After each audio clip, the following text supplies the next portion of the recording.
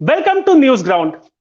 पिछले 2-3 महीने से लद्दाख में इंडिया और चाइना के बीच में एक नेवर एंडिंग स्टैंड ऑफ चल रहा है। ऐसा लगता है कि ये स्टैंड ऑफ खत्म ही नहीं होने वाला है। जब भी हमें ऐसा लगता है कि अब ये मामला सुलझने वाला है और चीन जो है अब वो पीछे चला जाएगा अपने इलाके की तरफ, इतने में चीन कुछ ना कुछ एक नई चाल चल देता है और उसकी वजह से यह जो लद्दाख क्राइसिस है ये खत्म होता हुआ नहीं दिख रहा है। आज के इस खास परिचर्चा में न्यूज ग्राउंड की ई वार्ता में हमारे साथ हैं डॉक्टर हर्ष कुमार सिन्हा, जो दीनदयाल उपाध्याय गोरखपुर विश्वविद्यालय में defence and strategic studies department के हेड ऑफ डिपार्टमेंट है। सर, आपका न्यूज ग्राउंड पे स्वागत है। नमस्कार सर। नमस्कार। आज हम हर्ष कुमार सिन्हा जी के साथ भारत और चीन के संबंधों पर एक विशेष चर्चा करने जा रहे हैं। इसमें हम सिर्फ लद्दाख क्राइसिस को ही नहीं समझेंगे, इसके अलावा हम ये भी समझेंगे कि भारत और चीन के बीच में जो द्विपक्षीय वार्ता है और साथ साथ द्विपक्षीय जो राइवलरी है वो किन किन लेवल्स पे है और उसमें हमारे क्या संबंध आगे बढ़ सकते हैं, कहां पे हमें चीन से खतरा है, कहां पे हम चीन के साथ कोलैबोरेट करके आगे बढ़ सकते हैं। और डिफेंस एक्सपर्ट होने के नाते प्रोफेसर साहब हमें लद्दाख क्राइसिस को भी काफी विस्तार से समझाने वाले हैं कि वहां पे कैसे हालात हैं और कैसा चल रहा है। तो सर, आपको क्या लगता है, भारत और चीन के संबंध किस दिशा में जा रहे हैं? क्या कभी ऐसा हो सकता है कि भारत और चीन कभी स्ट्रेटेजिक पार्टनर बन करके एक दूसरे का सहयोग भी करे? देखिए, इंटरनेशनल रिलेशन में एक बात कही जाती है कि यहाँ पर न तो आपके परमानेंट फ्रेंड्स हैं और न परमानेंट एनिमी। अगर किसी भी दो देशों के बीच में कुछ भी परमानेंट है तो वो उन देशों के नेशनल इंटरेस्ट। अगर नेशनल इंटरेस्ट हमारे एक दूसरे से मिलते जुलते हैं तो हम इससे और बेहतर स्थितियां भी देख सकते हैं। और हमने देखा है कि दो जर्मनी का एक हो जाना, या हम आज भी देख रहे हैं कि बहुत सारे मामलों में लोग कहते हैं कि ट्रम्प पुतिन बॉन्डिंग ये एक मुहावरा है। तो क्या हम आज से 20 साल पहले ऐसी स्थितियों की कल्पना करते थे? हम नहीं करते थे। लेकिन नेशनल इंटरेस्ट अगर आपका बदलता है और कोई ऐसी स्थिति आती है कि वो दो देशों के नेशनल इंटरेस्ट एक दिशा में जा रहे हैं, उनका वेक्टर मूवमेंट अगर एक तरफ है, तो वो दोनों आपको और बेहतरीन दोस्त की तरह दिखते। अनफॉर्चुनेटली चीन और भारत के संबंध इस वक्त एक दिशा में जाते हुए नहीं दिख रहे हैं। ये बहुत ही एक अब तक के संबंधों के शायद सबसे खराब दौर से गुजर रहे हैं, अगर हम 1962 के बाद की बात करें। और ये इसलिए और ज्यादा खराब लग रहा है क्योंकि पिछले 17-18 सालों में हमने कॉन्फिडेंस बिल्डिंग मेजर्स पर काफी ज्यादा काम किया और दोनों देशों के बीच संबंध काफी बेहतर होते दिखाई दे रहे हैं। इसलिए ये जो अचानक इनका रिश्तों का पटरी से उतर जाना है, ये कॉमन मैन से लेके पॉलिसी मेकर सबके लिए चिंता है। सर, इस स्थिति में ऐसा क्या लगता है कि ये भारत के लिए चीन का जो ये बिहेवियर है, जो एक सडन चेंज आया डिस्पाइट सो मेनी एफर्ट्स, क्योंकि मोदी जी और जिनपिंग के बीच में एक बहुत ही अच्छी बॉन्डिंग भी दिख रही थी जिसे मीडिया ने काफी अच्छे से कवर किया था। बट 2017 में जब डोकलाम क्राइसिस हुआ और अभी इस समय लद्दाख क्राइसिस जो चल रहा है, कुछ कंस्पिरेसी थ्योरिस्ट ये भी बोलते हैं कि माइट बी चाइना का स्टैंड कश्मीर के आर्टिकल 370 और लद्दाख को यूनियन टेरिटरी बनाने के बाद चाइना के अंदर भी वो एग्रेसिव स्टेंस आया, या ऐसा कुछ है, या फिर चाइना का कुछ और ही ऑब्जेक्टिव है, क्योंकि चाइना वैश्विक स्तर पे भी अपने आप को बहुत ही तेजी से एक्सपेंड करना चाहता है और आज के दौर में वो एक एक न्यू फॉर्म ऑफ इंपीरियलिज्म के संकेत भी दे रहा है। तो इस स्थिति में आपको ऐसा क्या लगता है कि क्या ये भारत के लिए पूरी तरह से सरप्राइजिंग था, या भारत के डिप्लोमेटिक स्तर पे इसके संकेत मिलना शुरू हो गए थे पहले से?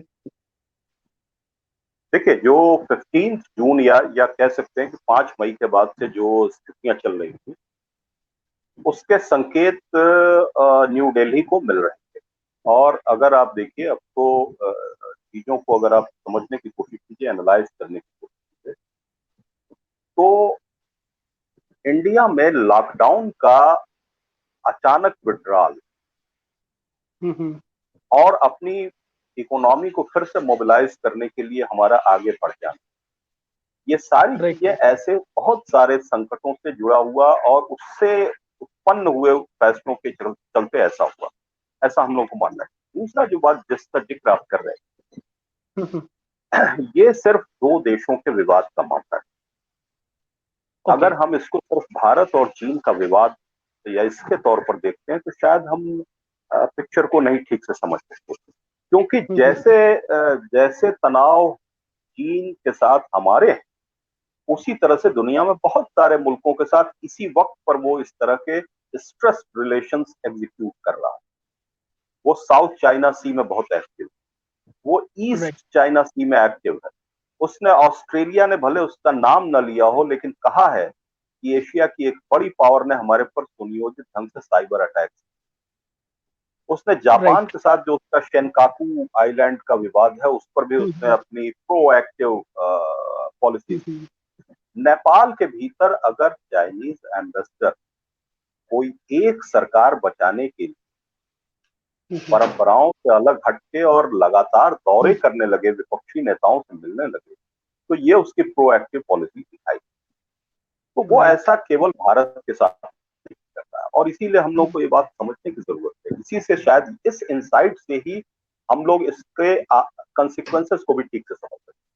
अगर हम इसको राइट, बायलैटरल इशू पर ही फोकस करेंगे तो शायद हमारे नतीजे कुछ और होंगे, और अगर हम इसको कॉम्प्रिहेंसिवली समझने की जरूरत करेंगे कि आखिर वो ऐसा क्यों कर रहा है। इनफैक्ट ये एक टर्म है नेशनल रिलेशन या डिप्लोमेसी की भाषा में, आउरा ब्रॉडकास्टिंग।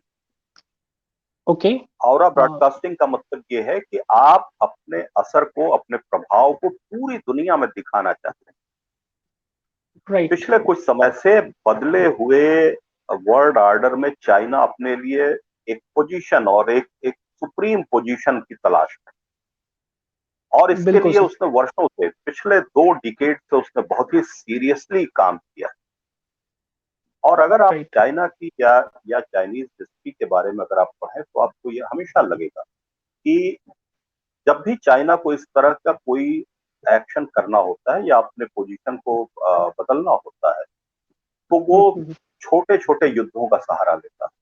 और सिर्फ ऐसा चाइना ही नहीं करता है, लोग ये कहते हैं कि अमेरिका ने भी अपने असर को बढ़ाने के लिए बहुत सारे छोटे छोटे, तो चाइना की इस सारी कवायद को हम लोगों को कॉम्प्रिहेंसिवली देखने की।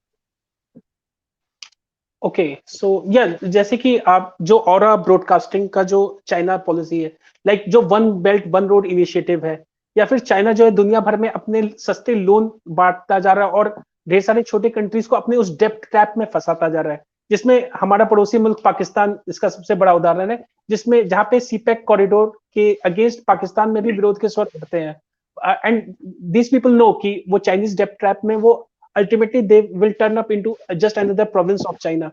तो चाइना की ये स्ट्रेटेजी भी जो पूरी दुनिया में जो है इंफ्रास्ट्रक्चर बिल्डिंग के नाम पे स्ट्रेटेजिक पोजीशंस और लैंड कैप्चर करना, ये भी उसी ऑरा ब्रॉडकास्टिंग का हिस्सा है। बिल्कुल, इसके मोर देन वन स्टेप्स हैं, या कह लीजिए कि इस पॉलिसी के बहुत सारे अंग हैं, बहुत सारे, इसको ऑक्टोपस मूवमेंट भी हम लोग कहते हैं। जैसे ओके, ऑक्टोपस, एक ओके, तरफ एक तरफ आपने अगर आप गौर करें तो पिछले कुछ समय से चाइना ने, और ये बहुत इंपॉर्टेंट इशू है, इसको समझने की जरूरत है, कि चाइना ने इंटरनेशनल ऑर्गेनाइजेशंस पे अपनी पकड़ बनानी थी, और ये सब ओके, कुछ वो कर रहा है, ये अमेरिका को कॉपी कर रहा है। आप देखिए कि यूएन से लेके सारे बड़े हेडक्वार्टर्स अमेरिका में, उन पर उनका असर था, उन पर उनकी बड़ी फंडिंग। इसी को कॉपी करते हुए चाइना ने, जैसे हम सब जान रहे हैं, वर्ल्ड हेल्थ ऑर्गेनाइजेशन में उसने किस तरह से प्रेसिडेंट के सिलेक्शन में क्या क्या कुछ किया और उसके क्या फायदे उसने कोरोना क्राइसिस में उठाए। नंबर दो, राइट, इसी तरह से उसने Asian development and investment board जो बैंक बनाया, राइट, AEIB, तो या ओके, उसमें भी उसने कोशिश ये की, और ब्रिक्स बैंक या बाकी और सारी चीजों के जरिए उसका एक तो यह है कि इंटरनेशनल ऑर्गेनाइजेशंस में अपनी पकड़ बनाई जाए, मजबूत की जाए।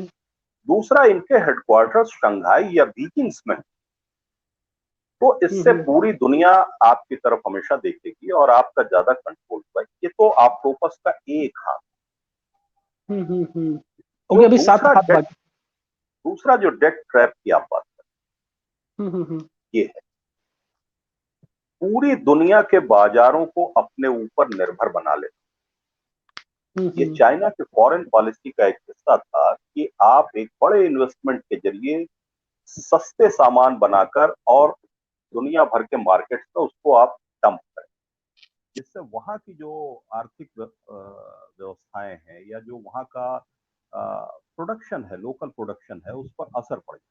और उसको उसने सक्सेसफुली मोर देन 1.5 डिकेड से उसको एग्जीक्यूट किया है। नंबर 3, उसने कोशिश ये की है कि जो बेल्ट एंड रोड इनिशिएटिव जैसे प्लान है, उसके जरिए उसने कोशिश ये किया कि अपने आप को, अपनी पहुंच हर जगह एक्सेस अपनी बनाई, और इसका उसको एक जियो स्ट्रेटेजिक फायदा है।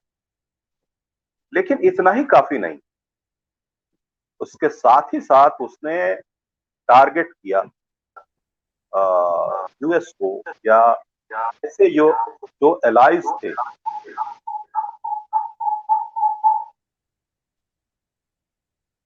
थे, मेरी आवाज आ रही? हाँ हाँ सर, आ रही है। तो उसने अपने पूरे प्लान में ये ऑक्टोपस का एक हाथ ये भी था कि वो बराबर इस बात पर गौर करे कि वो कौन से मुल्क हैं जो चाइना की इस सुप्रीमेसी के रास्ते में आ सकते। उसमें यूएस एलाइज खास तौर पर थे, जापान था, ऑस्ट्रेलिया था। अभी हम लोग ऑस्ट्रेलिया, जापान के साथ और यूएस के साथ मिलके हम लोग एक क्वाड बना रहे थे, एक क्वाड्रिलैटरल एक हम फोर्स बनाने, इसलिए हम भी उसके निशाने पर। और जब भी बात एशियन टाइगर्स की आती है, तो पूरी दुनिया को इस बहस में दिलचस्पी रहती, तो ये एक उसके लिए भी एक बहुत बड़ी चुनौती है कि वो दिखाना चाहता है कि जिस चीन की कीमत पर आप जिस इंडिया पर दांव लगा रहे हैं, दरअसल वो इंडिया अपने हितों की सुरक्षा कर पाने में सक्षम है या नहीं, या वो कितनी बड़ी इकोनॉमी। तो इस आउरा ब्रॉडकास्टिंग या कह लीजिए ऑक्टोपस एग्जीक्यूशन, इन सब के बीच में मैसेजेस बहुत सारे हैं और ऑब्जेक्टिव्स बहुत सारे हैं। इसी को वो ग्रेजुअली एग्जीक्यूट करने की कोशिश कर रहा है, जिसका असर हम पूरी दुनिया में देखें। तो सर, इस ऑरा ब्रॉडकास्टिंग को हम एक न्यू फॉर्म ऑफ इंपीरियलिज्म से भी तुलना कर सकते हैं, जैसे पहले के दशक में जब ब्रिटिशर्स ने इंडिया को एक कॉलोनी बनाया था। आज की डेट में चाइना की स्ट्रेटजी भी उसी के समकक्ष लग रही है, क्योंकि वो भी एक तरह से एक इंपीरियलिस्टिक मूव लग रहा है, ताकि वो वर्ल्ड में एक डोमिनेंट पोजीशन हासिल कर सके, ट्रेड एंड कॉमर्स को कंट्रोल कर सके, और अपने जो नेशनल इंटरेस्ट्स हैं उनको और तेजी से ग्रो कर सके। एक बहुत छोटे अंतर के साथ आप दोनों में तुलना ये करते हैं। अंतर सिर्फ ये है कि जो ब्रिटिशर्स थे, उनका ऑब्जेक्टिव दूसरे ग्राउंड्स पे कब्जा करना था, अपनी कॉलोनीज बनाना था। चाइना की बहुत दिलचस्पी आपके ग्राउंड्स पे कब्जेदारी की नहीं, उसको आपके मार्केट पर कब्जा करना है, आपके स्ट्रेटेजिक इंटरेस्ट को हैम्पर करना है, और पूरी दुनिया से ये मनवा लेना है कि वो एक सुप्रीम पावर, और एक बदलते हुए वर्ल्ड ऑर्डर में चाइना इज नंबर 1। सिर्फ इसलिए ये आउरा ब्रॉडकास्टिंग हो।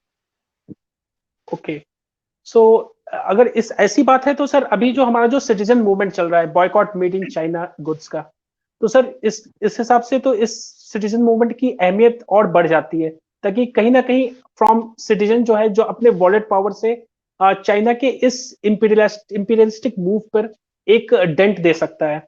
बट क्या चाइनीज गुड्स को बॉयकॉट करना वाकई में एक इफेक्टिव मूव रहेगा, कंसिडरिंग द फैक्ट दैट कि हमारी डिपेंडेंसी, जो हमारे लोकल कंजम्पशन की जो डिपेंडेंसी है, वो चाइनीज प्रोडक्ट्स पे इस समय बहुत ही ज्यादा है, और रातों रात हम उसे जीरो नहीं कर सकते। उसको अगर रिड्यूस करना भी है तो एक ग्रेजुअल रिडक्शन होगा। So would this be really an effective move, अगर इंडियन सिटीजन्स जो है वो चाइनीज प्रोडक्ट्स का बॉयकॉट को इफेक्टिवली एक बड़े लेवल पे ले जाए? देखिए, ये इंडियन सिटीजन्स का राइट, और सच पूछिए तो ये बहुत ही एक स्वाभाविक प्रतिक्रिया। कोई भी देश जब किसी देश के खिलाफ या अपने दुश्मन के खिलाफ प्रतिक्रिया व्यक्त करता है, तो वो चाहे जियोग्राफिकली बहुत छोटा स्टेट हो या बहुत बड़ा स्टेट, लेकिन उसके नेशनलिज्म का साइज एक ही, राइट। उसके राष्ट्रीयता का भाव एक ही जैसा, दोनों का लगभग एक बराबर। ये हम लोग जब नेपाल के साथ चर्चा करते हैं तो भी ये बात हम लोग शायद यही चूक करते हैं कि हम लोग नेपाल के राष्ट्रवाद को नहीं समझ पाते। हम हमेशा से उसको वही पुराना नेपाल, जबकि हर देश में नए तरीके के जनरेशन के साथ, नए एज ग्रुप के साथ एस्पिरेशंस बदलती रहती हैं, उसकी अभिव्यक्तियां दूसरे तरह की होती हैं, और उसको हमको समझने की जरूरत है। साइकोलॉजी भी इंटरनेशनल रिलेशन में एक बड़ा मुद्दा है। जो दूसरी बात आप कह रहे थे, आप बिल्कुल ठीक कह रहे थे कि सिर्फ बायकॉट चाइना का मूवमेंट स्थितियों में बदलाव नहीं ला सकता है, और ये सिर्फ भारत और चाइना के साथ नहीं। अगर आप गौर करें तो हांगकांग में इस समय चाइना और यूएस के इंटरेस्ट बिल्कुल आमने सामने। राइट। चाइना ने एक कानून बनाया जिसमें उसने ये कहा कि हांगकांग में रहने वालों के खिलाफ वो मुकदमे कर सकता है और उसकी सुनवाई वो चीन में कर सकता है। जबकि ऐसा हांगकांग के साथ जो उसके पहले से जो अरेंजमेंट है उसके खिलाफ। अब इसके खिलाफ अमेरिकी सीनेट ने भी एक पास कर दिया, और उसने कहा कि अगर हांगकांग की इस ऑटोनॉमी को और उसके इस राइट को अगर आप चैलेंज करते हैं तो वो हमारा दुश्मन होगा जो ऐसा करे। दरअसल मामला ये है कि 15 लाख से ज्यादा अमेरिकन हांगकांग में, ओके, 2,500 से ज्यादा कंपनीज, यूएस कंपनीज हांगकांग में काम करती।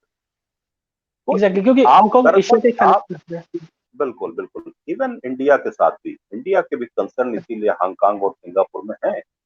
महत्वपूर्ण बात यह है कि ये दोनों देश कानून बनाएंगे, दोनों देश एक दूसरे के आमने सामने आएंगे, लेकिन इस बीच में आप पाएंगे कि ये दोनों इस बारे में किसी टकराव से बचें, क्योंकि सबको हकीकत मालूम है कि ये पूरी दुनिया सेनाओं से ज्यादा इस समय इकोनॉमी से चलती है। तो कोशिश दोनों की यही रहेगी, और ये दोनों की तरफ से आप फिर से वही कह सकते हैं, हम फिर से उस टर्म को यूज कर सकते हैं कि ये भी it's a kind of aura broadcast. दोनों सिर्फ मैसेज दे रहे हैं, और इसलिए कि ये दुनिया की सबसे बड़ी जंग का एक छोटा हिस्सा हम अपने यहाँ देखते हैं, जो यूएस और चाइना के बीच में। दुनिया की असली जंग वो है जो डिफरेंट थिएटर्स में लड़ी जा रही है। ऐसा ही एक थिएटर साइनो इंडियन।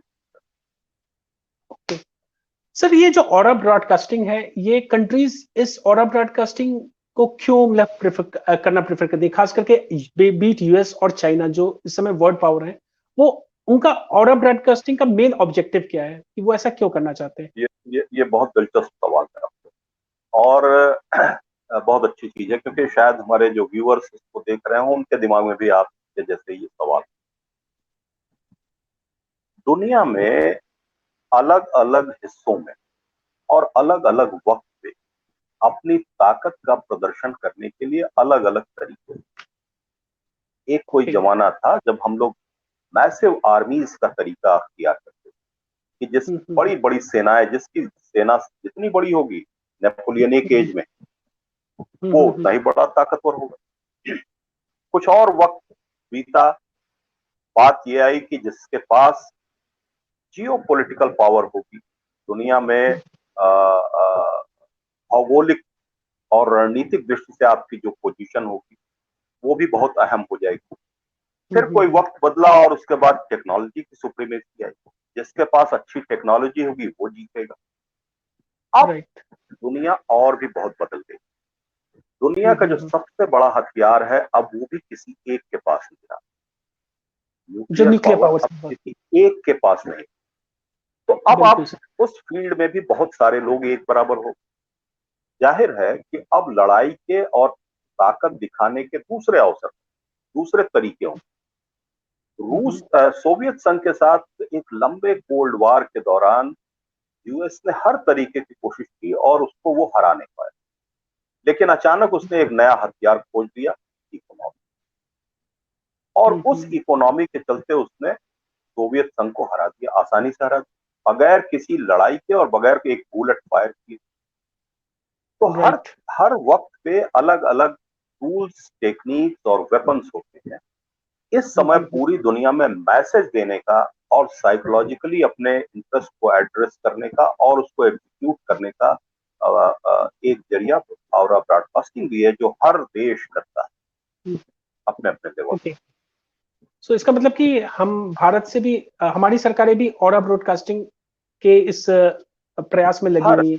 हर देश करते हैं। ओके, तो इसमें हम कितने सफल हो रहे हैं अपनी ऑरा को ग्लोबली, वैश्विक स्तर पे पॉजिटिवली ब्रॉडकास्ट करने में? और हमने बहुत उस कामयाबी हासिल की। हमने बहुत कामयाबी हासिल की और अगर आप कोई बहुत ही ईमानदारी से अगर इसका विश्लेषण करें तो आप पाएंगे कि पिछले कुछ समय में ग्रेजुअली हमने अपने आप को एक ऐसी वॉयस के तौर पर स्थापित किया है जिसको पूरी दुनिया सुनना जरूरी समझती है और गौर करना जरूरी। इवन कोरोना क्राइसिस के दौरान अगर आप देखिए तो पूरी दुनिया हमको बहुत ही ध्यान से सुन रही है और हमारे साथ कोलैबोरेट करने के लिए तैयार है। तो ये सारी चीजें जो है वो दरअसल आपकी डिप्लोमेसी का परिणाम। आप अपने डिप्लोमेटिक एंडेवर्स कितना ब्यूटीफुली और कितना सिस्टमेटिकली एग्जीक्यूट करते हैं, इसी पर इस बात का असर पड़ता है। जैसे कोरोना के बाद पूरी दुनिया में चाइना के खिलाफ एक माहौल, बिल्कुल, लेकिन अगर आप गौर से देखिए तो इस माहौल का जितना फायदा यूएस उठा सकता है उससे कहीं ज्यादा फायदा हमको मिल रहा है। ओके, इस पे थोड़ा प्रकाश डालिए सर। पूरी दुनिया में अगर आप देखिए तो जो अलायंसेस हो रहे हैं या पूरी दुनिया में अगर अगर एक खास तरीके की कोशिश अगर आपको दिखाई दे रही है कि हम नए तरह का वर्ल्ड ऑर्डर बनाएं या नए तरह से इकोनॉमिक जो डिपेंडेंसी है चाइना पर उसको कम करें, तो ये सारी चीजों में लोग यूएस की तरफ नहीं देख रहे, जो कि एक बड़ी इकोनॉमी है, सबसे बड़ी इकोनॉमी, उसकी बजाय हमारी तरफ देख। ये हमारी डिप्लोमेटिक विन, इसलिए कि हमने अपने आप को सिर्फ किसी एक कैंप या किसी एक अलायंस तक सीमित नहीं रखा है, बल्कि अपने आप को और अपने इंटरेस्ट को, अपने कॉम्पिटेंस को हमने बहुत अच्छे तरह से ब्रॉडकास्ट और बहुत कन्विंसिंगली ब्रॉडकास्ट किया, इसलिए पूरी दुनिया हमको गौर से सुन रही है। बिल्कुल सर, इसमें तो मैं भी आपसे सहमत होऊंगा कि भारत के जो इनिशिएटिव्स होते हैं वो एक बहुत ही पॉजिटिव डायरेक्शन में होते हैं। जैसे कोल्ड वॉर के दौरान भारत ने नॉन अलाइंग मूवमेंट किया था, जो एक पॉजिटिव ऑरा क्रिएट करता था इंडिया का। और आज के डेट में भी हम हमारे जो डिप्लोमेट्स हैं, हम जो अलायंसेस बनाते हैं, जैसे कि हम एक वर्ल्ड सोलर अलायंस बना रहे हैं, जो पूरे दुनिया में एक एनर्जी डिपेंडेंसीज को एक रिन्यूएबल एनर्जीज की तरफ जाने के लिए प्रेरित कर रही है। हमारा commitment to improve the environment at the global level वो भी काफी कमेंडेबल है, उसमें भी हमारी रैंकिंग काफी अच्छी आती है। So I think I really agree to your point कि मैं यहाँ पे एक चीज ऐड करना चाहता हूँ। हम लोग रिक की बात करें, आरआईसी की बात करें, रशिया, इंडिया, चाइना, हम ऑलरेडी हम इसको भी एक ट्रायो की बात करें। बहुत लंबे समय से ये बात हो रही है कि मॉस्को, बीजिंग और दिल्ली का एक ट्रायो बने। तो एक ही साथ में अगर आप देखिए, जैसे सपोज कीजिए कि यूएस हमारा एक बहुत ही नेचुरल पार्टनर है और जिसने हमारी बढ़ के मदद, इसके बावजूद ये भी अपनी जगह उतना ही बड़ा सच है कि रशिया हमारा सबसे बड़ा डिफेंस पार्टनर। राइट। तो ये एक हमारी डिप्लोमेसी की एक बहुत बड़ी जीत। और आई थिंक इसमें सर हमारी दशकों की मेहनत का ये एक रंग है, क्योंकि हमने कभी भी ओपनली किसी एक पार्टी को ज्वाइन नहीं किया। बीट नेहरू के टाइम पे जो हमारी नॉन अलाइंड मूवमेंट की पॉलिसीज थी, और अभी जो है हमें collaboratively economic development and sustainable growth के ऑब्जेक्टिव के साथ जो हम अलायंसेस क्रिएट करते हैं। So I think that is a really positive thing from our side. बिल्कुल, हम रियलिस्टिक अप्रोच हमारा रहा है, उसके हमको अच्छे नतीजे मिले।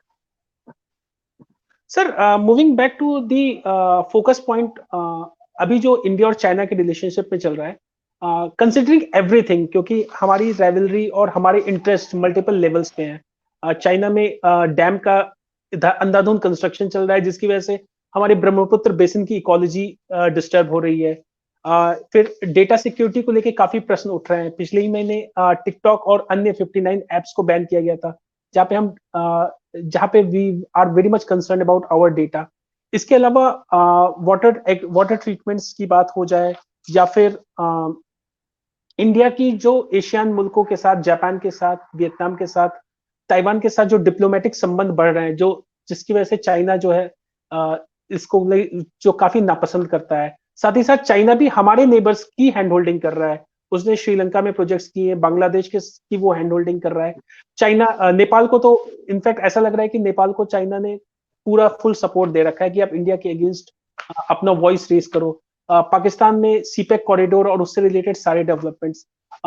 तो इस पूरे प्रकरण में कि इंडिया और चाइना के रिलेशनशिप मल्टी डायमेंशनल है।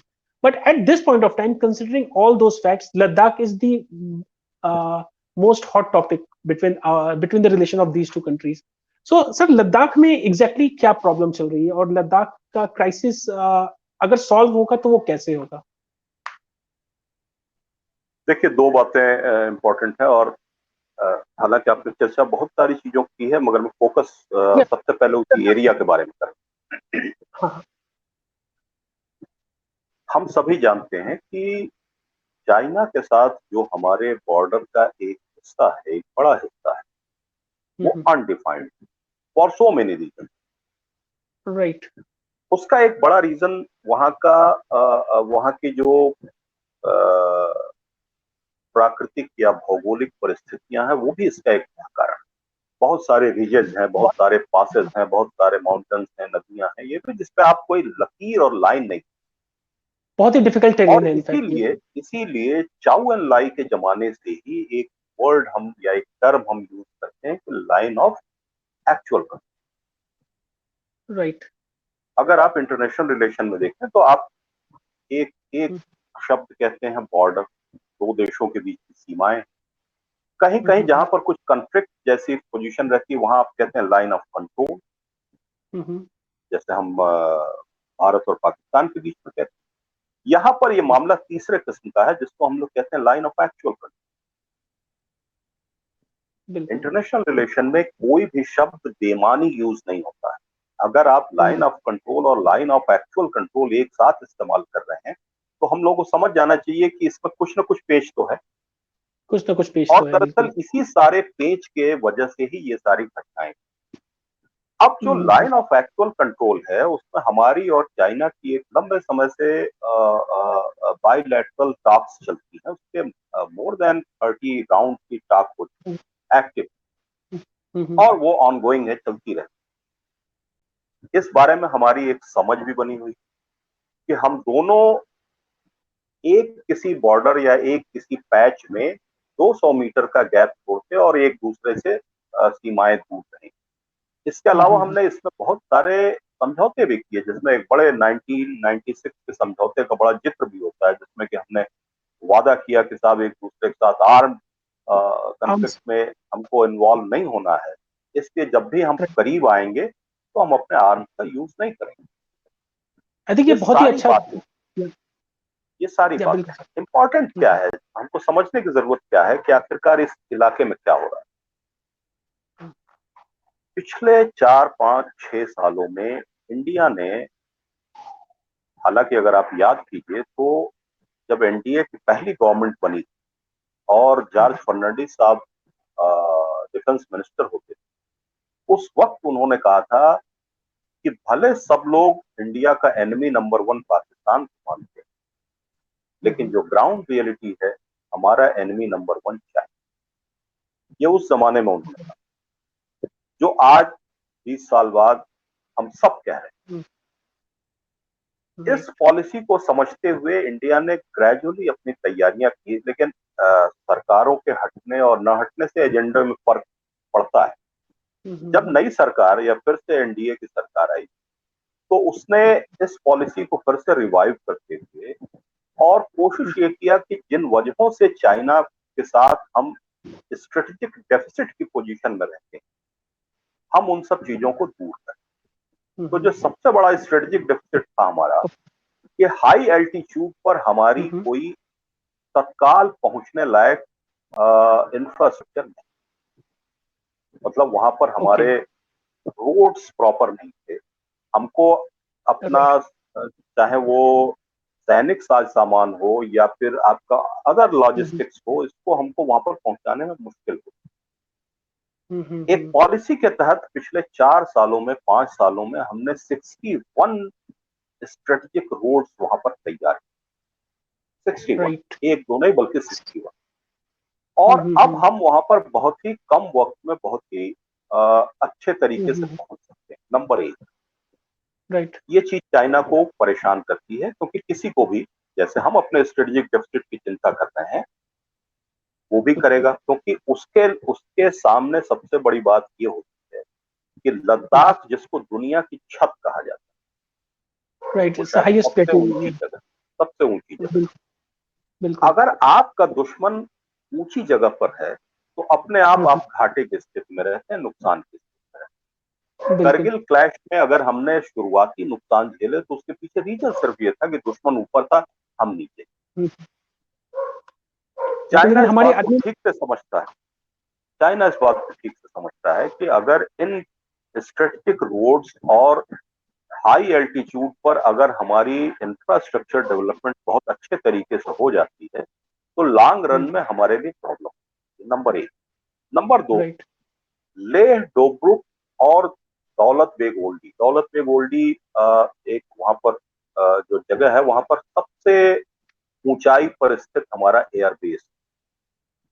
दौलत बेग ओल्डी का जो हमारा एयरबेस है, वो हम कह सकते हैं कि दुनिया के सबसे ऊंचे एयरबेस में से है। और चाइना के केस में अगर कोई चीज भारत को सबसे ज्यादा फायदा दिलाएगी तो वही है दौलत बेग ओल्डी का ये एयरबेस, जहां पर हमने अपनी बहुत मजबूत स्क्वाड्रंस लगा रखे। क्योंकि जब आप हाई एल्टीट्यूड पर, जब आप इस तरह के किसी भी क्लैश में अपनी फायर पावर एग्जीक्यूट करते हैं तो आपको बड़ा फायदा मिलता है। चाइना यहाँ पर घाटे में, वो नीचे से जब उड़ान भरता है तो उसके इंजन के लिए, उसके लोड के लिए और उसकी जो फायर पावर है, इन सब पर असर।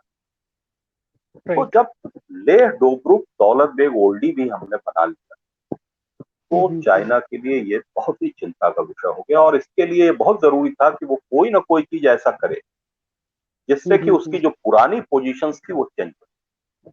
पुरानी पोजीशन चेंज होने का मतलब ये है कि फिंगर 1 से फिंगर 8 तक की जो स्थिति, जो हम लगभग फ्री मानते थे, जो फ्री मानते थे, तो उसको उसने हैम्पर किया। और इस समय भी अगर आप लगातार गौर कर रहे हो समाचार माध्यमों पर, तो इतने लेवल की टास्क के बावजूद, और अब जबकि ये सिर्फ कमांडर लेवल की बातचीत नहीं है, हमारे national security adviser Ajit Doval, वहां के national security adviser as well as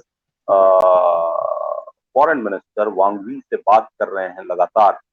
तो इतने अपेक्स लेवल की टास्क के बावजूद वो फिंगर 4 और फिंगर 5 से अपनी पोजीशन से हट नहीं रहा। उसने वहां पर डिप्लॉयमेंट कम जरूर किया है, लेकिन वहां से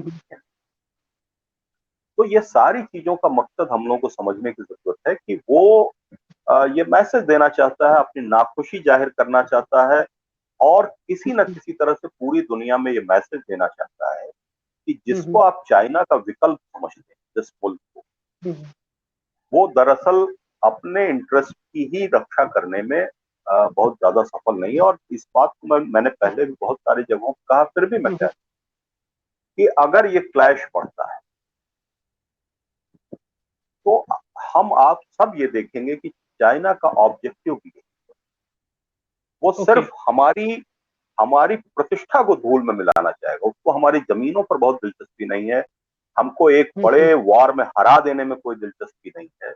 वो हमसे 3 गुनी बड़ी इकोनॉमी है, ये वो भी अच्छी तरह समझता, हम भी अच्छी तरह। लेकिन हाँ, वो हमारी इकोनॉमी को ध्वस्त करने की कोशिश करेगा। और ये सारी चीजें, ये सारे विवाद पूरी दुनिया में इसी वक्त पे क्यों हुए, ये भी अपने आप में एक कॉन्स्पिरेसी थ्योरी है कि जब पूरी दुनिया कोरोना से लड़ रही है और सारी इकोनॉमीज परेशान, इसी बीच में चाइना या आवरा ब्रॉडकास्टिंग क्यों कर।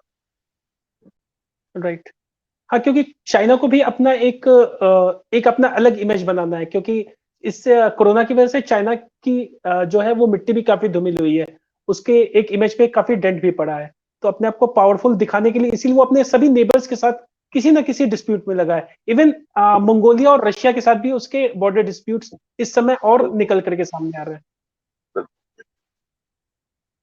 कि सर मेरा अगला सवाल ये है कि इस पूरी सिचुएशन में जो हमारी लद्दाख और दौलत बेग का चल रहा है, क्योंकि दौलत बेग और लद्दाख का जो हमारा जो रोड है वो पूरा का पूरा अक्साई चीन के पैरेलल वो रोड चलता है।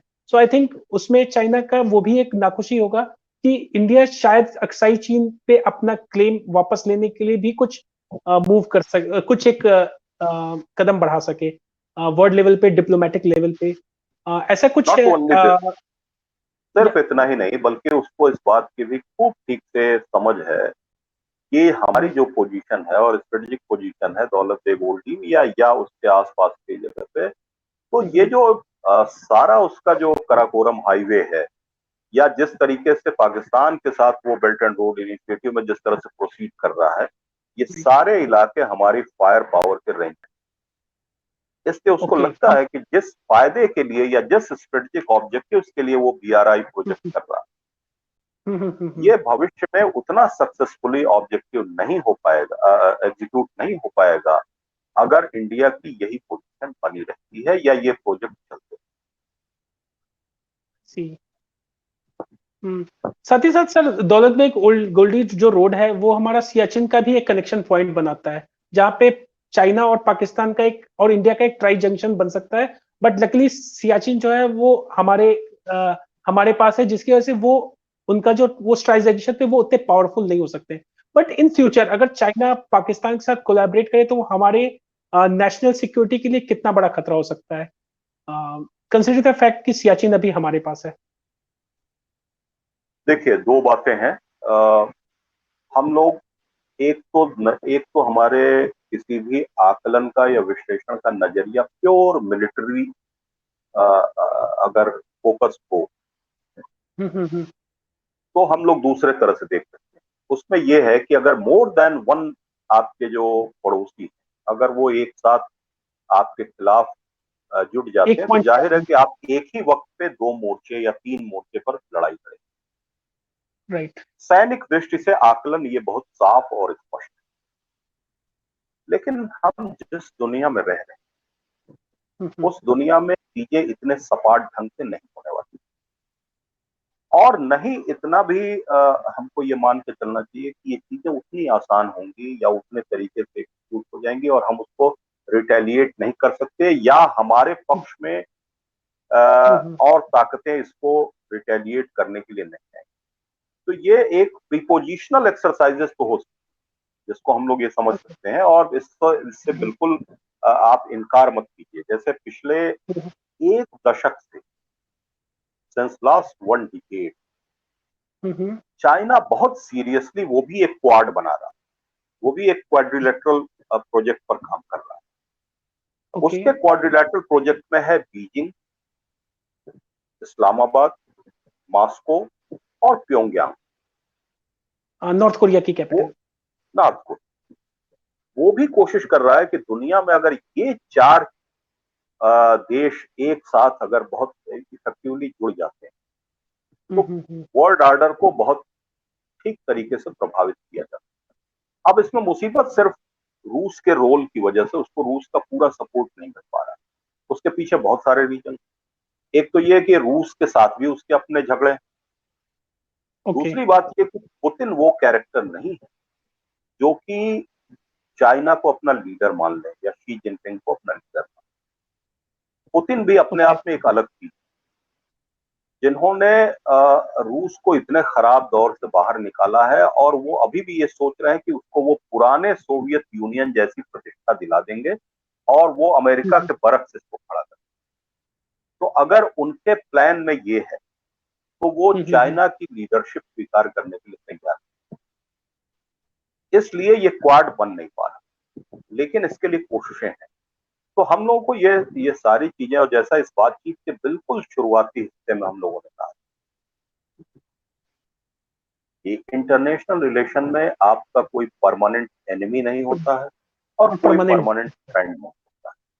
जैसा राइट। नेशनल इंटरेस्ट होता है, हमारा दुश्मन भी हमारा दोस्त हो सकता है और हमारा दोस्त भी हमारा दुश्मन। दुश्मन हो सकता है, बिल्कुल तो सर।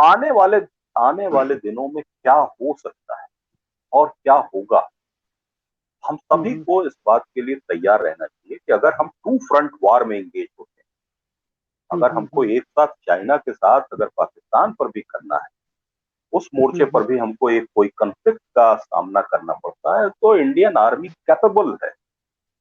हमको ये मानना चाहिए। दो रीजन है। एक तो ये कि जो चाइना के साथ हमारा जो बॉर्डर जोड़ता है वो हाई एल्टीट्यूड वार है। वहां पर ओके। ज्यादा लड़ाइयां जो हैं वो जमीनी मतलब माउंटेन वॉर के साथ साथ वो एयर पावर पर भी बहुत हद तक निर्भर करेंगे। हमने वहां पर इस राइट। तरह के अपने मिसाइल डिफेंस सिस्टम भी लगाए, कोशिश किया। साथ ही साथ ये भी तय है कि जब आप हमको इन दो बॉर्डर पर इंगेज करेंगे तो हम भी आपको स्ट्रेट ऑफ मलक्का और इंडियन ओशन जैसी जगहों पे आपको तंग करेंगे, प्रेशर बनाएंगे। राइट। तो उस समय राइट। युद्ध का फोकस बहुत सारी जगहों पर होगा और वही डिसाइड करेगा कि कौन राइट। किस पर ज्यादा प्रेशर माउंट कर सकता है। राइट, क्योंकि इस तरफ इंडिया भी वियतनाम और जापान के साथ एक अलायंस में है। इनफैक्ट ताइवान के साथ भी हमारे डिप्लोमेटिक रिलेशंस एक नए लेवल पे जा रहे हैं। हाँ और हाँ, रिवाइव हो डेफिनेटली ऐसे, डेफिनेटली आयरनी बस इस बात की है कि India was the first country to recognise people republic of China as the nation, as a sovereign nation first. लेकिन गया। हाँ, बिल्कुल। आज के ये डेट में ये भी शायद ये भी शायद हम लोगों की उसी बात को प्रूव करता है कि कोई आपका परमानेंट दोस्त नहीं। राइट। जिसको आपने अप्रूव किया और जिसको आपने सबसे पहले मान्यता दी, आज वो आपका राइट, दुश्मन नंबर एक है। आज वो हमारा दुश्मन नंबर एक है। सो ये सच में बहुत बड़ी आयरनी है। सर अभी थोड़ा सा एक टॉपिक चेंज करेंगे। और पिछले हफ्ते हमने टिकटॉक और अन्य 59 एप्स को बैन किया था।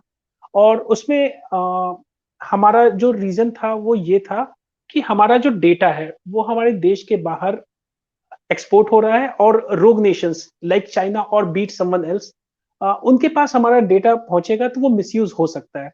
सर इसमें मेरे दो सवाल हैं। पहला सवाल मेरा ये है कि क्या वाकई, क्योंकि हमारे न्यूज़ चैनल्स ने इसको एज़ अ डिजिटल स्ट्राइक की संज्ञा दी थी। सो इज़ इट रियली कि हमने जो ये डिजिटल स्ट्राइक किया था कथित तौर पे, ये इफ़ेक्टिव था चाइना के लिए, जो चाइना के जो एडवांसेस हो रहे हैं? और दूसरा सवाल मेरा ये है इस मुद्दे पे कि हमारा डेटा अगर, क्योंकि ऑलरेडी हमने ये ऐप्स यूज़ किए हैं और हमारा डेटा ऑलरेडी बहुतों के पास शेयर हो चुका है। सो आज की डेट में हमारा जो डेटा हमारे दुश्मन मुल्कों के पास है, वो उसका किस-किस तरह से मिसयूज़ कर सकते हैं? मैं आपकी बाद वाली बात का पहले जवाब। बिल्कुल सर, बिल्कुल।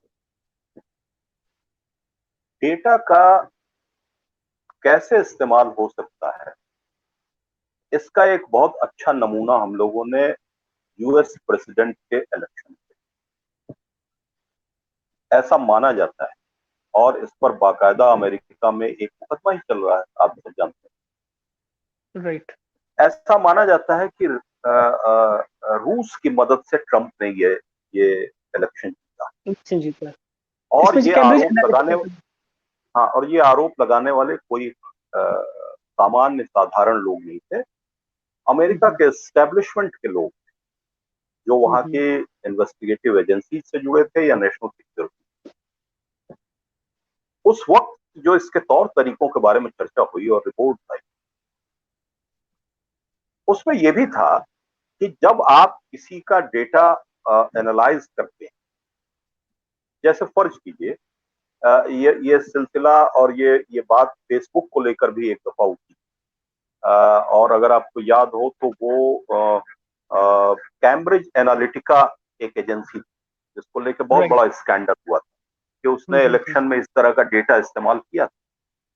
राइट। जैसे जब हम लोग फेसबुक पर अपने एक्सप्रेशंस दर्ज करते हैं और अगर आपको ये डेटा कंसोलिडेटेड फॉर्म में मिल जाए तो आप समझ सकते हैं, तुरंत इसको एनालाइज करके एक समझ सकते हैं कि इस देश में कितने लोग हैं या फेसबुक यूजर्स में से कितने लोग हैं जो अपने देश की सरकार से संतुष्ट हैं, अपने देश की सरकार की पॉलिसीज से संतुष्ट हैं, या अपने देश की सरकार और उसकी पॉलिसी के खिलाफ। ये बहुत आसानी से आप अंदाजा लगा सकते हैं। हमारे सिर्फ फेसबुक रिस्पॉन्सेस को अगर आप एक लंबे टाइम फ्रेम में एनालाइज करें, इससे उन एजेंसीज को ये समझने में आसानी होती है कि किसी देश का पब्लिक मूड उस गवर्नमेंट के साथ है या। तो आजकल के जमाने में जो प्रोपेगेंडा वार है, उसमें पब्लिक मूड एक बहुत बड़ा वेपन। अगर हमको ये पता चल जाता है कि किसी देश की जनता उस सरकार के साथ नहीं है, तो जब हम उसके खिलाफ एक वॉर वेज करते हैं, तो उसमें हमारी सफलता की गुंजाइश बहुत बढ़ जाती है, क्योंकि पब्लिक का सपोर्ट उस गवर्नमेंट को नहीं मिलता, उतना नहीं मिलता। ये एक बहुत छोटा उदाहरण मैंने आपको दिया, लेकिन जो डेटा है उसके मुकाबले आप बहुत तरीके के नतीजे निकाल सकते हैं, बहुत एनालिसिस कर सकते हैं, हमारे पॉलिटिकल रुझान की एनालिसिस कर सकते हैं, हम दूसरे देशों की पॉलिसीज को कैसे समझ रहे हैं, कैसे देख रहे हैं। इसके अलावा हमारे कल्चरल जो हमारी स्ट्रेंथ है, या हमारी जो इकोनॉमिक स्ट्रेंथ है, या जो हमारी जो एजुकेशनल पोजीशन है, इन सब में इरोजन है कि नहीं है, कहां पर है, इसको भी हम आइडेंटिफाई कर सकते हैं। और एक, अगर आप गौर किया हो आपने, तो आजकल एक यूएस जर्नलिस्ट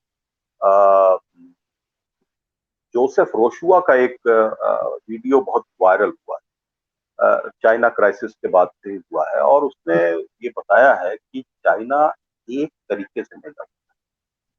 दरअसल जो बात वो चाइना के लिए कह रहे हैं वो पूरी दुनिया के लिए है, हर देश ऐसा ही करता है। लेकिन चाइना के बारे में स्पेसिफिकली उन्होंने ये कहा है कि अगर आप देखिए तो चाइना अपने यहाँ जो भी अभिव्यक्ति के जो भी प्लेटफॉर्म है, सोशल मीडिया प्लेटफॉर्म है या वो है, वो यूज नहीं करने देता। ट्विटर को यूज नहीं, एंट्री नहीं है, फेसबुक को एंट्री नहीं है, वो अपने यहाँ दूसरे तरह का चलाते हैं, सभी के प्लेटफॉर्म्स करते हैं, राइट, उसको मॉनिटर करते हैं। लेकिन पूरी दुनिया में चाइना बहुत सारे ऐसे ट्विटर हैंडल्स अपने सिंपैथाइजर्स के जरिए और अपने एजेंट्स के जरिए यूज करता है, राइट, जो हम आप नहीं जानते, राइट। और वो एक दूसरी तस्वीर पेश करता है। राइट, अचानक आपको लगेगा कि हाँ, हम लोग ये बात कहते हैं और पूरी दुनिया में कही जाती है कि ये जो साइबर स्पेस है, ये fifth theatre of war. Okay, जैसे आज तक हम लोग ट्रेडिशनली कहा जाता था 3 थिएटर, जल, थल और आकाश। जल, थल, इसके बाद हाँ, 4th थिएटर में लग साहब स्पेस में भी गया युद्ध, जब हम इंटर कॉन्टिनेंटल बैलिस्टिक मिसाइल्स वगैरह यूज करने लगे, तो 4th स्टेट हुआ। अब cyber space 5th state of war, 5th theatre of war. इस 5th थिएटर ऑफ वॉर में अनडाउटेडली चाइना की जो कॉम्पिटेंस है और कैपेबिलिटी है, वो दुनिया के किसी भी मुल्क से बहुत। बाकायदा उनकी सेना में cyber brigade, provisionally brigade, okay, तो वो ऐसा करते हैं। और अगर आपने देखा हो, ऑस्ट्रेलिया के खिलाफ उन्होंने एक सीरीज के साथ साइबर वॉर किया था।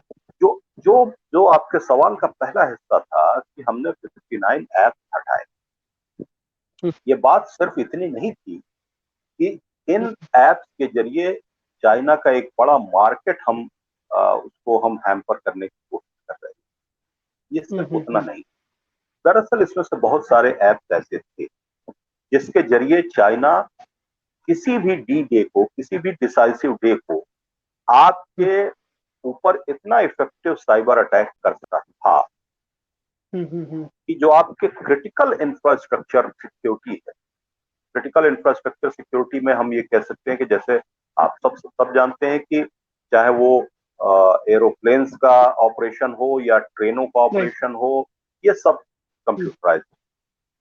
ओके, और इनसे जुड़े सारे हार्डवेयर, या इनसे जुड़े जो हार्डवेयर है, जो फंक्शनल, आप इसको हिट कर सकते हैं। इसके अलावा जो क्रिटिकल इंफ्रास्ट्रक्चर सिक्योरिटी के मेन चीजें हैं, जैसे हमारे जो नेशनल इंपॉर्टेंस के इंस्टॉलेशन हैं, बिल्डिंग्स हैं, गैस और पेट्रोलियम पाइपलाइंस हैं, इन सब चीजों को आप निशाना बना सकते हैं इस तरह के cyber attack.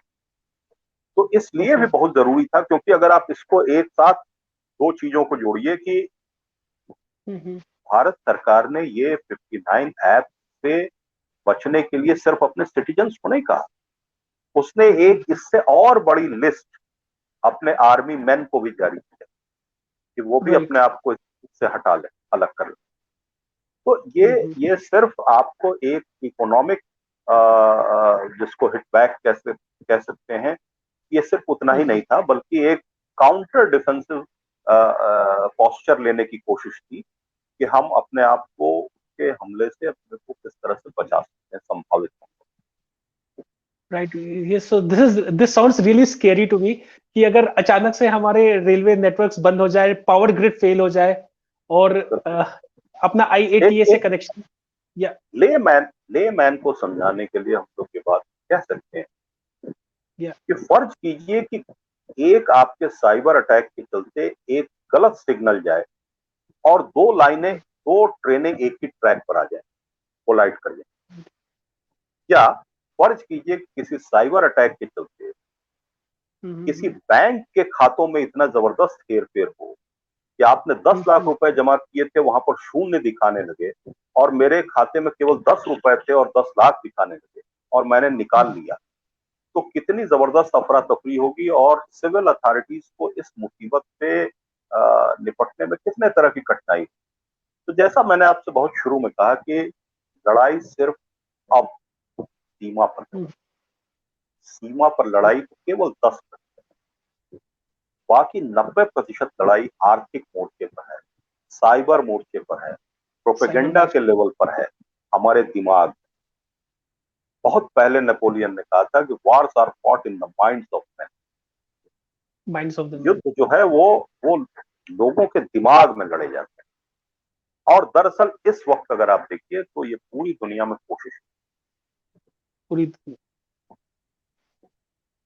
This is really I opening for me, क्योंकि मैं इस सवाल का जवाब इंटरनेट पे खोज रहा था और मुझे ऐसा कन्विंसिंग आंसर नहीं मिला था, क्योंकि ये सवाल मेरे मन में काफी दिनों से चल रहा था कि कैसे नुकसान पहुंच सकता है, ऐसा हमारा डेटा में क्या वैल्यू है।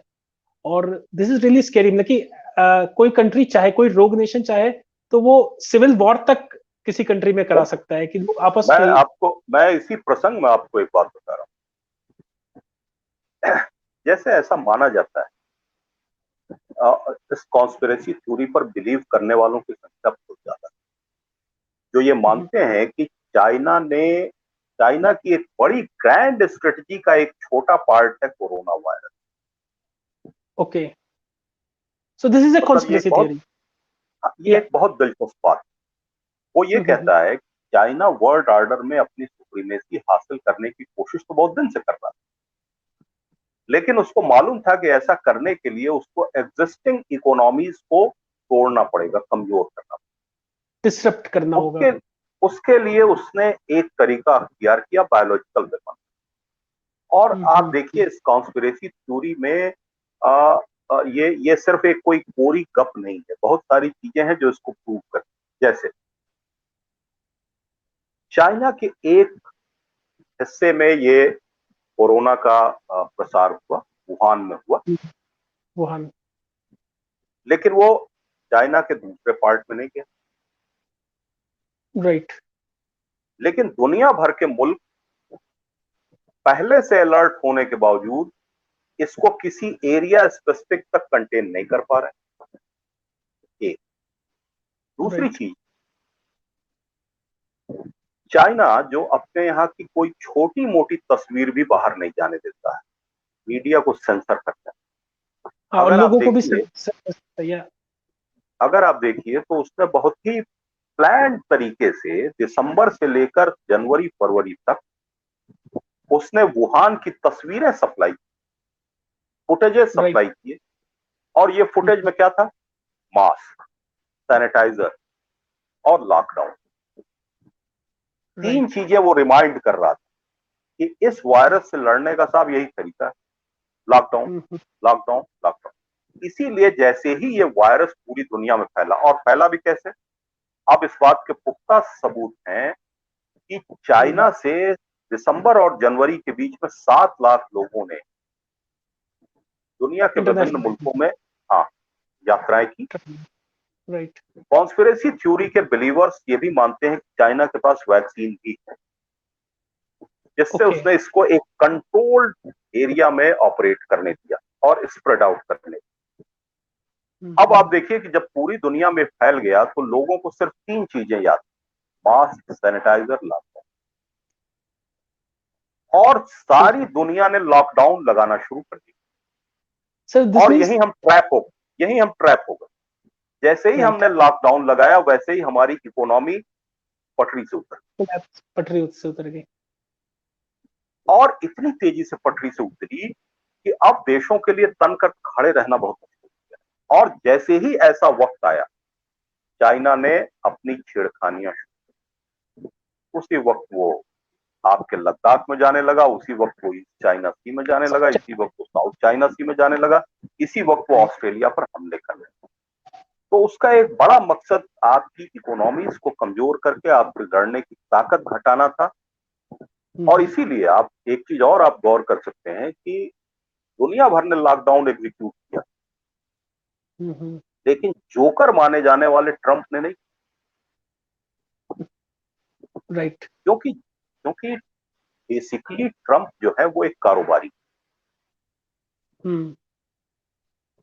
और वो समझ सकते थे कि लॉकडाउन का क्या असर हो सकता है अमेरिका की ताकत पर, और इसीलिए उन्होंने लॉकडाउन को हमेशा अवॉइड किया। उसकी जगह बल्कि बहुत क्रूएल वर्ड्स का यूज करते हुए उन्होंने कहा कि हाँ, हमको मालूम है कि 2 लाख अमेरिकन मरे, लेकिन हम लॉकडाउन, इनफैक्ट ट्रम्प ने इसलिए कि काउंटर अगर स्टेटमेंट। अगर अगर वो लॉकडाउन यूएस में भी इसी तरह से एग्जीक्यूट होता तो चाइना अपनी ये जंग बहुत आसानी से जीत सकता।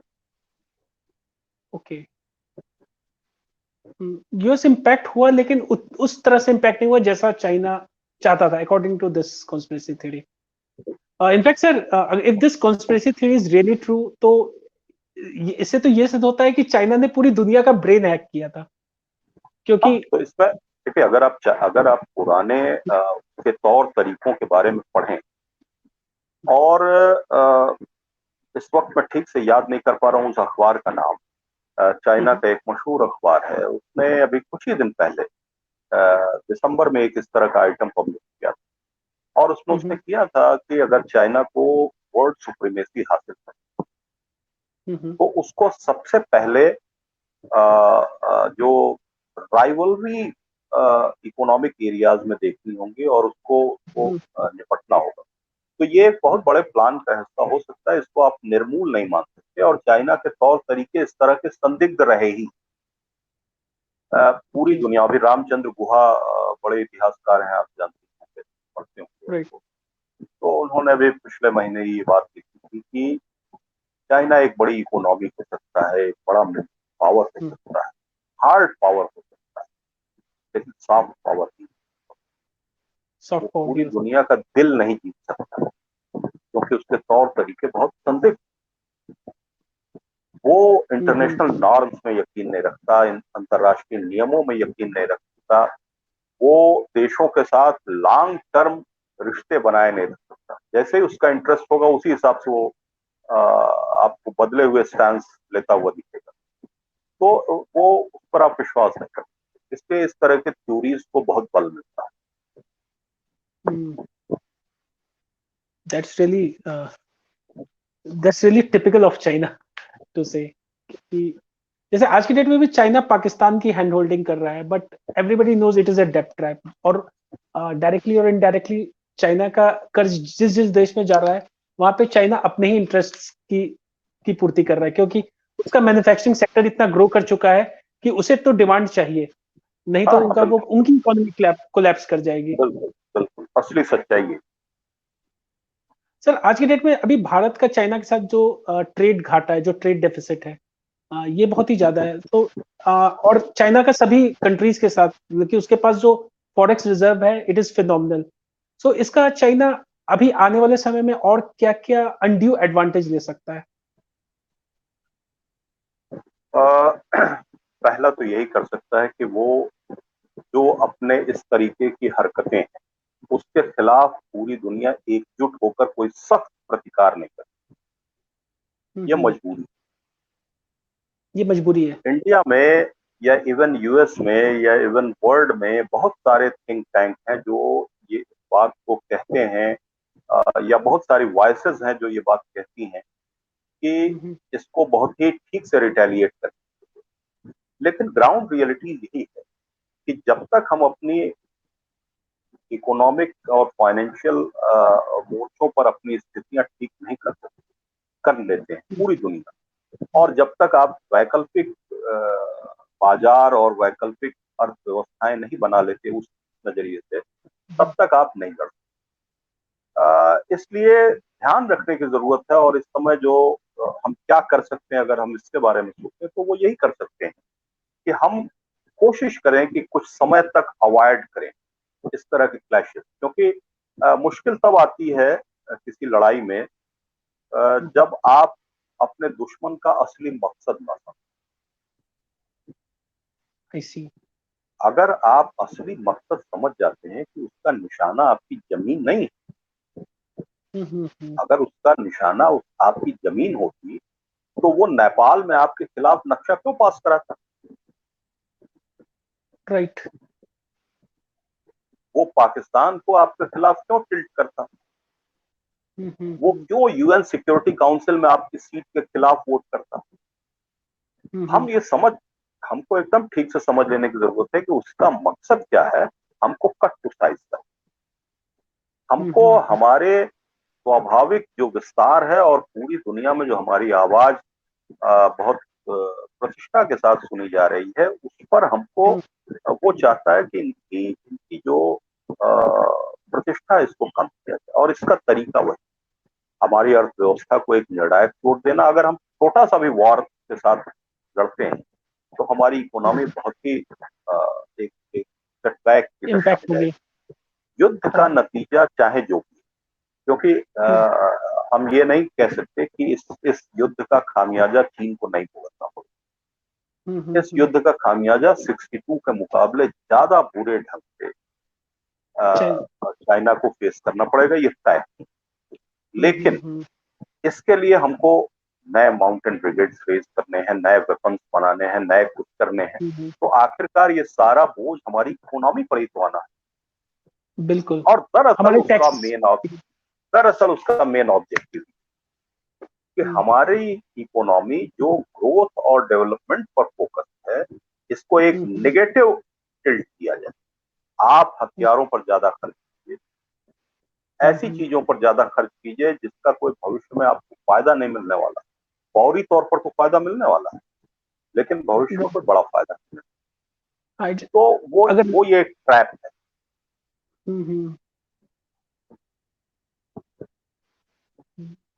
I see, that's so this is क्योंकि जो मतलब जो मिलिट्री डिस्प्यूट्स हैं, they are just nothing but a symbol for them, और जो डीप रूटेड वॉर है जो सतह के नीचे है, वो पूरी इकोनॉमी है जिसे हर कोई कंट्रोल करना चाहता है। और चाइना जो है इसमें सबसे बढ़ चढ़ करके आगे काफी एग्रेसिव स्टांस ले रखा है। This is really eye opening for me personally, and I think for our audiences as well. क्योंकि हमने काफी डॉट्स को कनेक्ट किए, क्योंकि अभी हमने जितने भी टॉपिक्स को लिया था वो आइसोलेटेड न्यूज थे, और इस डिस्कशन के बाद हमें पता चला कि वो डॉट्स आपस में कैसे लिंक करते हैं। So definitely it was really an I opening for every one of us. जो जिस तक ये वीडियो पहुंचेगा, आई थिंक ये एक नया पर्सपेक्टिव हम सभी को एक नई दिशा में चीजों को सोचने और समझने में हेल्प करेगा। अनफॉर्चुनेटली हमारी मेन स्ट्रीम मीडिया इतने खुले लेकिन इतनी गहराई से हमें बातों को नहीं समझा पाती। इसके पीछे उनके टीआरपी और दूसरे इकोनॉमिक और कॉमर्शियल रीजंस होते हैं, जिसकी वजह से वो चीजों को सनसनीखेज बनाने में ज्यादा फोकस करते हैं। बट अनफॉर्चुनेटली जब दरअसल मेरा तो एक अध्ययन का विषय है कॉन्फ्लिक्ट एंड मीडिया। मैंने स्पेशलाइज किया, और पूरी दुनिया में अगर आप देखिए तो कॉन्फ्लिक्ट का और मीडिया का बड़ा खास और बहुत पुराना चोली दामन का संबंध। अब अगर आप मीडिया का कैरेक्टर भी देखिए, जो हम लोग के ऊपर ये बात कह रहे हैं कि वो सनसनीखेज सेंट्रिक बिहेवियर जो उसका है।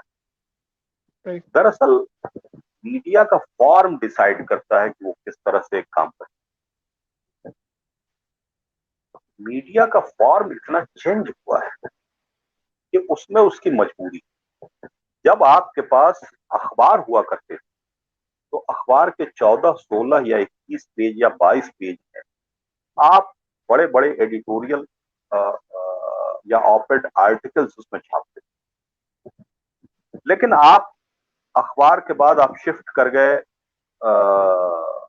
टीवी पर, टीवी चैनल्स पर। जहां पर आपको आधे घंटे के बुलेटिन के विद 2 ब्रेक। अब आपको 10-10 मिनट में 2 कैप्सूल बनाने हैं या 15-15 मिनट में बनाने हैं, जिसमें एक खबर के लिए बमुश्किल आपके पास 3-4 मिनट। राइट। तो जो काम आप 1500 वर्ड में समझाते थे, अब आपको 150 वर्ड में समझाना। अब इसके बाद मीडिया का एक और फॉर्म चेंज हुआ, जिसको हम ऑनलाइन मीडिया कहते हैं, और सोशल मीडिया के में जो मौजूद है मीडिया, जिसमें कि हम ट्वीट्स के जरिए और पोस्ट के जरिए पूरी दुनिया के डिप्लोमेट्स और पूरी दुनिया के मिनिस्टर्स और पूरी दुनिया के राष्ट्र प्रमुख इसका इस्तेमाल करते। वहां पर शब्दों की सीमा और छोटी हो गई। शब्दों की सीमा छोटी गई और अटेंशन ग्रैब करने की तमन्नाएं बढ़ने लगी, क्योंकि हर तो जाहिर है कि जैसे जैसे फॉर्म चेंज होगा वैसे वैसे आप उसको कॉम्प्रिहेंसिवली डिस्कस नहीं कर या बता नहीं सकते, चाह के भी नहीं बता सकते। इसीलिए मैं हमेशा ये बात निजी तौर पर मैं हर जगह ये बात कहता हूँ कि जरूरत इस बात की है कि एक डिफेंस, सिक्योरिटी, फॉरेन पॉलिसी और इकोनॉमी, इन 4 सेक्टर्स के बारे में हमारे नागरिकों को सही सूचना मिले और उनके में सही समझ पैदा हो। इसके लिए बहुत जरूरी है कि हम लोग एक बहुत ही लॉन्ग टर्म अप्रोच के साथ काम करें। डिफेंस एंड स्ट्रेटेजिक स्टडीज जैसे सब्जेक्ट या इकोनॉमिक्स जैसे सब्जेक्ट इस अर्थ में लोगों को एक इंसाइट दे सकते हैं, को एक थोड़ा सा समझने में मदद कर सकते हैं, और यहाँ पर यहीं पर रोल ऑफ एकेडमिया बहुत बढ़ भी जाता है। ये उनकी जिम्मेदारी, सब कुछ, सारी जिम्मेदारी हमारी फौजों की नहीं है और सारी जिम्मेदारी हमारे राजनेताओं की। इनमें से कुछ जिम्मेदारियां हमको भी अपने कंधों पर लेनी चाहिए और ये तय करना होगा कि अगर आपका काम है इसको पढ़ना, तो ये आपकी जिम्मेदारी है कि अपने इस पढ़े हुए नतीजे को जितने सरल भाषा में आप आम आदमी तक, कॉमन मैन तक पहुंचा सकें, उतना पहुंचा। ये दरअसल हमारी, और मैं कॉन्ग्रेचुलेट कर रहा हूँ आपको भी और राउंड को भी कि बाय अदर मीन्स आप भी ऐसा ही करें। ये बहुत जरूरी है इस तरीके के, और मैं इसके भी फिर से अप्रिशिएट कर रहा हूँ कि आपने जितने भी सवाल पूछे और जिस सिलसिले के साथ पूछे उसने मेरी भी बहुत मदद की कि हम लोग जो बात कहना चाह रहे हैं उसको एक ठीक ढंग से कहने की कोशिश कर पाए। बिल्कुल सर, बट सर हम तो आपका आभार व्यक्त करेंगे, क्योंकि आपने इतनी सरलता से इतने पेचीदे विषयों को सरल किया। क्योंकि ये सारे सवाल जो मेरे मन में थे पर्सनली, या हमने एज अ टीम मिलकर के बिल्ड किया था, वो सारे सवाल के हमारे पास अधूरे जवाब थे, और हमारे पास कोई भी एक ऐसा विश्वसनीय सूत्र नहीं था जिसे हम इन सारे सवालों को आपस में एक जोड़ करके एक अलग पर्सपेक्टिव से देख सके। और सबसे बड़ी बात है कि अलग पर्सपेक्टिव से ज्यादा इंपॉर्टेंट है कि एक सही पर्सपेक्टिव से देख सके, क्योंकि मीडिया हाँ, क्योंकि मीडिया हमें वो दिखाती है जो पर्सपेक्टिव वो बिल्ड करना चाहते हैं। और आज की डेट में हमारा जो अटेंशन है, we as a consumer of news channels and print media and electronic media, हमारा अटेंशन जो है वो सभी के लिए एक स्कैर्स रिसोर्स है, और हर कोई हमारा अटेंशन ग्रैब करना चाहता है। और उस अटेंशन ग्रैब करने की कोशिश में लोग कंटेंट को तड़कता भड़कता और अट्रैक्टिव बनाने की कोशिश में वो सिर्फ सरफेस पे ही रहते हैं। और आज के इस डिस्कशन में हम सरफेस के अंदर हमने गोते लगा करके हमने गहराई में जाकर के चीजों को समझा कि सरफेस नीचे क्या है। और आई थिंक आज के डिस्कशन में हमें काफी कुछ सीखने और समझने को मिला, जो शायद हमें एक कन्वेंशनल मीडिया नहीं दे पाता। और खास करके TV news credit goes channels. To you, credit goes thank you to sir. You and news ground. या डेफिनेटली सर, सो हमारी पूरी टीम ने इसमें मेहनत की, और हमने काफी होमवर्क भी किया ताकि हम आपसे सटीक सवाल पूछ सके, और आपने उसका देखिए काफी डिटेल में वो किया। हम सभी आपके बहुत आभारी हैं सर, क्योंकि definitely we would not have known these answers, that's the simple thing. देखिए, मैं एक बहुत छोटी बात कहना चाहता हूँ, और ये बात कही तो गई थी बहुत मुहावरे में, कि दुनिया में ऐसा कोई सवाल नहीं होता जिसका जवाब नहीं। ऐसा कोई बिल्कुल सवाल, सर। जिस वक्त सवाल बिल्कुल पैदा होता है ठीक उसी वक्त उसका जवाब भी पैदा होता है।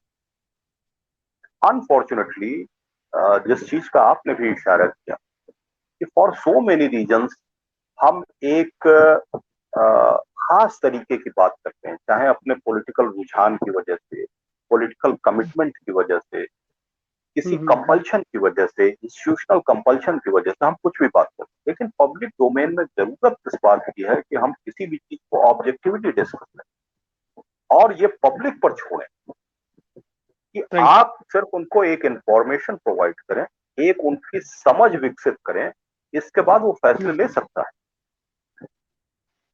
देश बिल्कुल का हर नागरिक अगर वो अपने परिवार को चलाने की समझ और सलाहियत रखता है, तो आपके इन सारे इश्यूज के बारे में भी उसकी समझ है।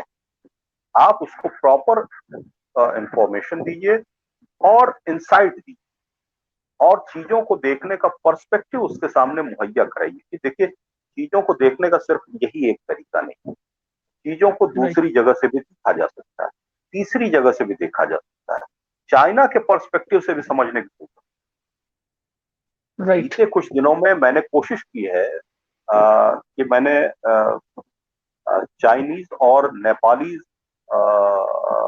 जो स्कॉलर्स हैं इनके हमने आर्टिकल्स बहुत पढ़े, और कोशिश ओके। की है ये समझने की कि हमारी प्रॉब्लम क्या है।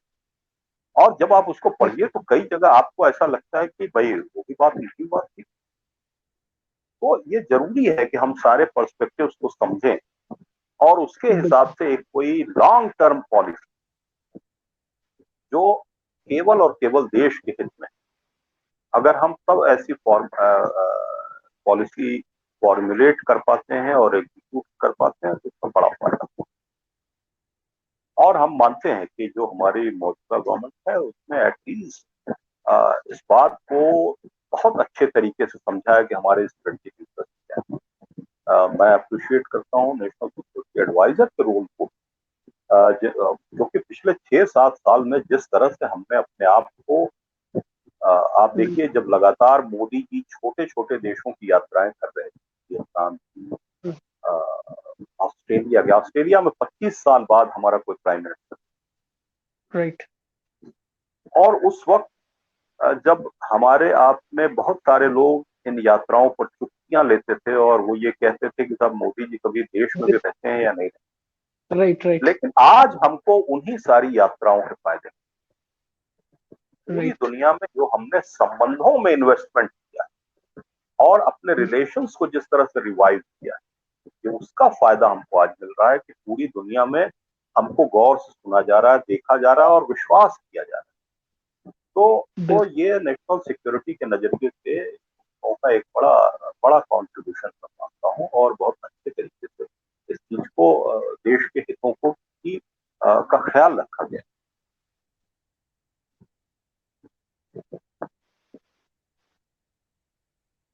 बिल्कुल सर। आपने सर हमारे लिए समय निकाला और हमें काफी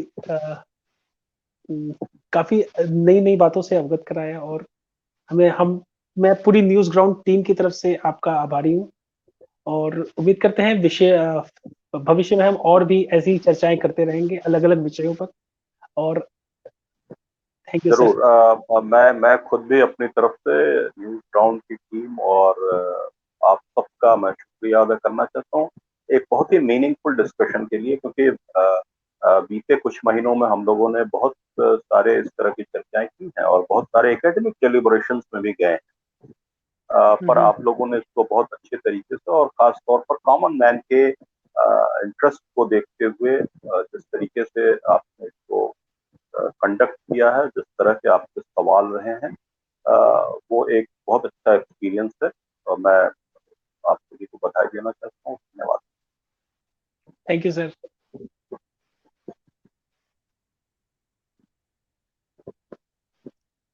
ओके सर, सो इसी thank you sir very much for your valuable time, और इसी बात के साथ हम अपना ये लाइव ब्रॉडकास्ट खत्म करने जा रहे हैं।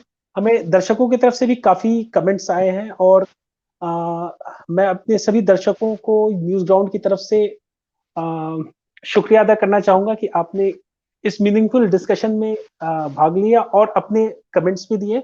मैं भी ये सारे कमेंट्स देख रहा हूँ और काफी अच्छे अच्छे कमेंट्स आए हैं। सो ये कमेंट्स देख कर मुझे काफी खुशी हो रही है।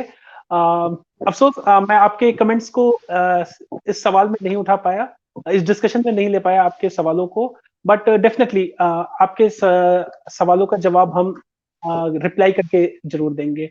सो सर, समय निकालने के लिए बहुत बहुत धन्यवाद। Thank you very much.